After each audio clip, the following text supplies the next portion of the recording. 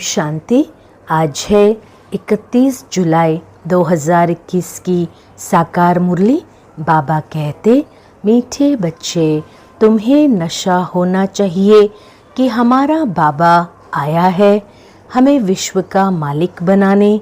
हम उनके सम्मुख बैठे हैं। प्रश्न, कर्मों की गुह्य गति को जानने वाले कौन सा पुरुषार्थ अवश्य करेंगे?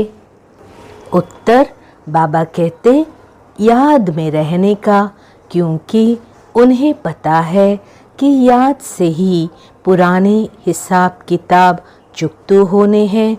वे जानते हैं कि आत्मा अगर पुराने हिसाब किताब कर्म भोग चुक्त नहीं करेगी तो उसे सजाएं खानी पड़ेगी और पद भी भ्रष्ट हो जाएगा। पुनर्जन्म भी ऐसा ही होगा। ओम शांति। बच्चों को अपार खुशी का पारा चढ़ता है जब देखते हो बाप दादा सम्मुख आए हैं और यह भी बच्चे जानते हैं कि 5000 वर्ष बाद फिर से शिव बाबा ब्रह्मा तन में आया हुआ है। क्या करने? बच्चों को यह नशा चढ़ा हुआ है। सब जानते हैं कि स्वर्ग का मालिक बनाने बाप आया हुआ है। हमको लायक बना रहे हैं। हमको तमो प्रधान से सतो प्रधान बनने की युक्तियाँ बार बार बता रहे हैं। युक्ति है बहुत सहज, बिल्कुल सहज। याद बच्चों को सिखलाते हैं। ज्ञान काल में बाप को बच्चा होता है तो समझते हैं हमारा वारिस पैदा हुआ। तुम जानते हो इस समय बाप आकर हम बच्चों को एडॉप्ट करते हैं। यूँ तो तुम सब शिव बाबा के बच्चे हो, परंतु बाबा अपना कैसे बनाए जो हमको सुना सके और हम उनसे सुन सके। शिव बाबा इस ब्रह्मा तन से कहते हैं, मैं तुम्हारा बाप हूँ, तुमको स्वर्ग का मालिक बनाता हूँ।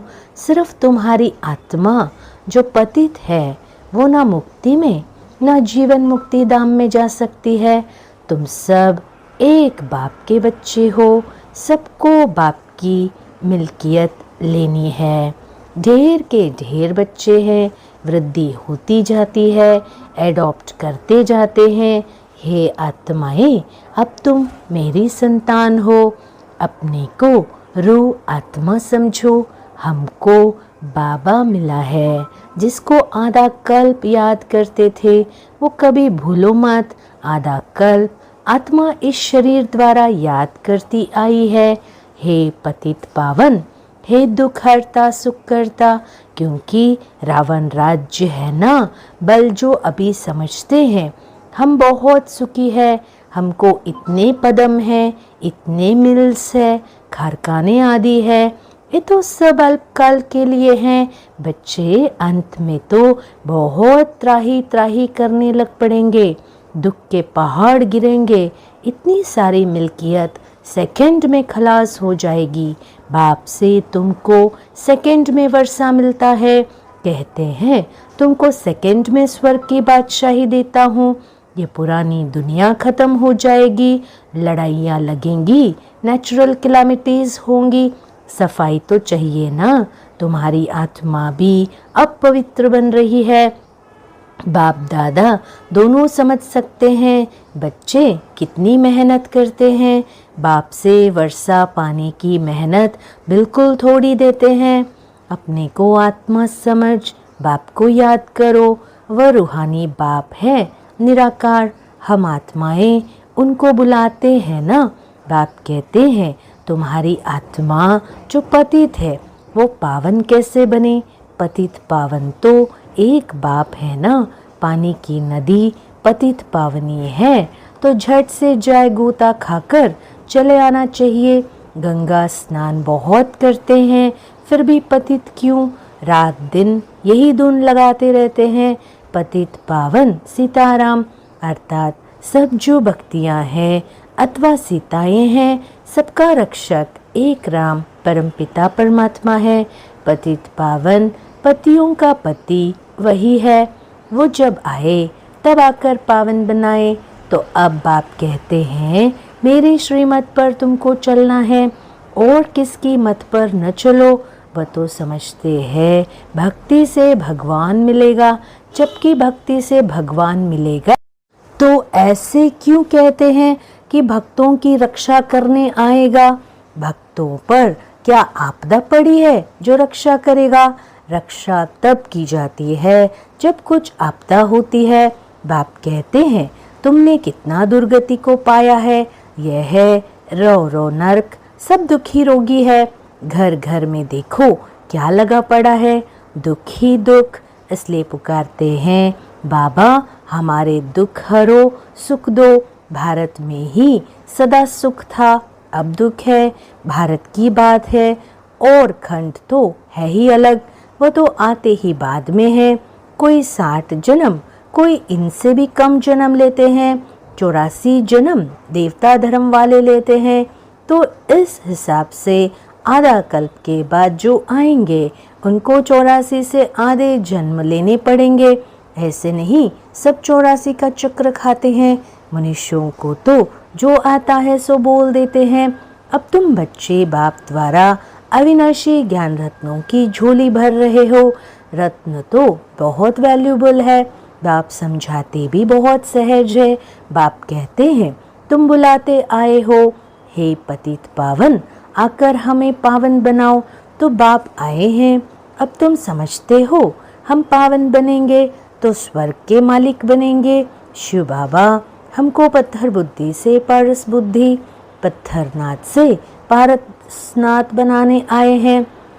भक्ति मार्ग के चित्र सब पत्थरों के बने हुए हैं, पत्थरों से माथा मारते हैं। बाप कहते हैं तुम बल कितनी भी मेहनत करो फायदा कुछ नहीं होना है। आगे तो तुम बलि चढ़ते थे, फिर भी क्या फायदा हुआ। करके देवी का दीदार होगा, फिर जैसे के तैसे पतित पावन बाप आते हैं। एक बार संगम पर सतयुग में तो भक्ति मार्ग की बातें होती ही नहीं। बाप तो कहते नहीं कि गला काटो ये करो। भक्ति मार्ग में अनेक प्रकार से क्या क्या करते हैं। आगे देवियों पर मनुष्य की बलि चढ़ाते थे। बाप कहते हैं तुम सुधरेले थे तो देवता थे, अब कितने पत्थर बुद्धि बन पड़े हो। तुमको स्वर्ग की बादशाही दी थी, कितने सोने हीरे जौहरों के महल थे, अथाह धन था, वो क्या किया। अब तुम कितने दुखी हो पड़े हो। तुम असुर देवी देवता धर्म के थे ना, अब सिर्फ तुम रजो तमो में आए हो। तुम तो देवता धर्म के थे, फिर अपने को हिंदू क्यों कहलाते। और सब धर्म वाले अपने अपने धर्म को ही मानते हैं। धर्म तो एक ही होता है ना। मुसलमानों का मुस्लिम धर्म, क्रिश्चियन का क्रिश्चियन धर्म चला आता है। तुमको क्या हुआ, तुम बहुत सुखी पवित्र संपूर्ण निर्विकारी थे, अब कितने विकारी बन पड़े हो किसको पता ही नहीं। बरोबर हम संपूर्ण निर्विकारी थे, फिर संपूर्ण विकारी कैसे बने। 84 जन्म लेते सतो से तमो बने, अब बिल्कुल ही तमो प्रदान पतित है। सतयुग से कलयुग जरूर आना है। सब धर्मों को सतो रजो तमो में आना ही है, वृद्धि को पाना है। तुम भी झाड़ में हो ना, झाड़ में देखो अंत में ब्रह्मा खड़ा है। झाड़ के ऊपर चोटी में ब्रह्मा ही 84 जन्म ले आकर अंत में खड़ा है। तुम भी जो नीचे ब्राह्मण बैठे हो वही फिर अंत में पतित शूद्र बने हो, फिर नीचे राजयोग सीख रहे हो। तुम भी शूद्र थे, अब ब्राह्मण बने हो। ये बड़ी समझने की बातें हैं। अभी झाड़ में बहुत अच्छी समझानी है। अभी तुम राजयोग की तपस्या कर रहे हो, तुम्हारा ही यादगार खड़ा है। ये चैतन्य दिलवाड़ा मंदिर वो जड़ सतयुग में यह नहीं था। इस समय तुम अपना यादगार देखते हो। तुम प्रैक्टिकल में सच्चे सच्चे दिलवाड़ा मंदिर में चैतन्य में बैठे हो। स्वर्ग की स्थापना हो रही है, फिर स्वर्ग में आएंगे तो यह मंदिर आदि कुछ होंगे नहीं। यह मम्मा बाबा और हम बच्चे बैठे हैं। ओ बहू, ये तुम्हारा मंदिर है, नाम ही रखा है मधुबन चैतन्य दिलवाड़ा मंदिर। फिर जब भक्ति मार्ग शुरू होगा फिर यह मंदिर बनाएंगे। बाप ने तुमको बहुत धनवान बनाया था, तो तुम ही फिर उनका मंदिर बनाते हो। शिव का मंदिर एक नहीं बनाते हैं, सब बनाते हैं, यथा योग्य यथा शक्ति। तुम जानते हो हम पूज्य थे, फिर द्वापर में पुजारी बने हैं। शिव बाबा जो इतना साहूकार बनाते हैं, भक्ति में फिर तुम ही उनका मंदिर बनाएंगे। इन बातों को अभी तुम ही जानते हो, तो अब पुरुषार्थ कर फिर राजाओं का राजा बनना चाहिए। सतयुग में कहा जाता है महाराजाए, त्रेता में कहा जाता है राजा। फिर दुनिया पतित बनती है तो महाराजाए भी पतित, राजाए भी पतित होते हैं। वह निर्विकारी महाराजाओं का मंदिर बनाकर पूजते हैं। पहले पहले शिव का मंदिर बनाते हैं, फिर देवताओं का बनाते हैं, खुद ही मंदिर बनाकर पूजते हैं। 84 जन्म तो भोगते हैं ना। आधा कल्प तुम पूज्य, फिर आधा कल्प पुजारी बनते हो। मनुष्य फिर समझते हैं भगवान आप ही पूज्य, आप ही पुजारी है, सब कुछ आप ही देते हैं, आप ही छीन लेते हैं। अच्छा, जबकि उसने दिया और लिया, फिर तुमको क्यों चिंता लगती है? तुम तो ट्रस्टी हो गए, फिर रोने की क्या दरकार है? बाप बैठ आत्माओं को समझाते हैं। अब तुम आत्माभिमानी बनते हो। नंबर 1, कोई तो बिल्कुल बाप को याद करते ही नहीं है, देही अभिमानी रहते ही नहीं है। यहाँ कितना समझाया जाता है, अरे तुम आत्मा हो, परमात्मा तुमको पढ़ाते हैं। आत्मा में ही संस्कार रहते हैं, आत्मा ही बैरिस्टर आदि बनती है, आत्मा मैजिस्ट्रेट बनती है। कल क्या बनेंगे? अगर आत्मा बाप को अच्छी रीति याद करती रहेगी तो फिर अमर लोक में जाकर जन्म लेगी, मृत्यु लोक में फिर दूसरा जन्म नहीं लेंगे। अगर कुछ हिसाब किताब रहा हुआ होगा तो सजा खानी पड़ेगी। कर्म भोग भोग कर चुकतू करना होगा, फिर पद ऊंच नहीं मिलेगा। ये कर्मों की गुह्य गति बाप बच्चों को ही बैठ समझाते हैं। ये भी बच्चे जानते हैं सतयुग है सतो प्रधान, हर चीज वहाँ सतो प्रधान होती है। कहते हैं कृष्ण गऊ संभालते थे, राजाएं गऊ संभालते हैं क्या? ऐसी बात तो हो नहीं सकती। यह दिखाते हैं सतयुग में गौए भी बड़े फर्स्ट क्लास होती है, उनको कामधेनु कहा जाता है। जगदम्बा सरस्वती भी कामधेनु है, 21 जन्म के लिए सबकी मनोकामनाएं पूरी करती है। तुम भी कामधेनु हो, वही नाम फिर गौ पर रख दिया है जो बहुत दूध देती है। राजाओं के घर में बड़ी फर्स्ट क्लास गायें होती हैं, जबकि यहाँ भी राजाओं के पास ऐसी अच्छी हच्ची है तो स्वर्ग में कैसी सुंदर होगी। वहाँ कोई बास आदि बिल्कुल नहीं होती है। अब बाप बच्चों को कहते हैं कि मैं आया हूँ, तुमको गुलगुल बनाकर साथ ले जाऊंगा। मुझे बुलाते ही है, हे पतित पावन आओ, पतित दुनिया पतित शरीर में आओ। यह है पतित, वह है पावन फरिश्ता। बेंट दिखलाते हैं, तुम भी पतित से पावन फरिश्ता बनेंगे। सतयुगी देवताओं को डीटी कहते हैं, सूक्ष्म वतनवासी है फरिश्ते। अब तुम फरिश्ते पवित्र बनते हो। बाप कितनी सहज शिक्षा देते हैं। यहाँ जब आते हैं तो कोई भी बाहर वाले मित्र संबंधी घर घाट धंधा दोरी आदि याद नहीं करना है। बाप के सम्मुख आए हो ना, यहाँ आए हो योग की कमाई करने, तो इसमें लग जाना चाहिए। अच्छा, मीठे मीठे सिकील दे बच्चों प्रति माता पिता बाप दादा का याद प्यार और गुड मॉर्निंग।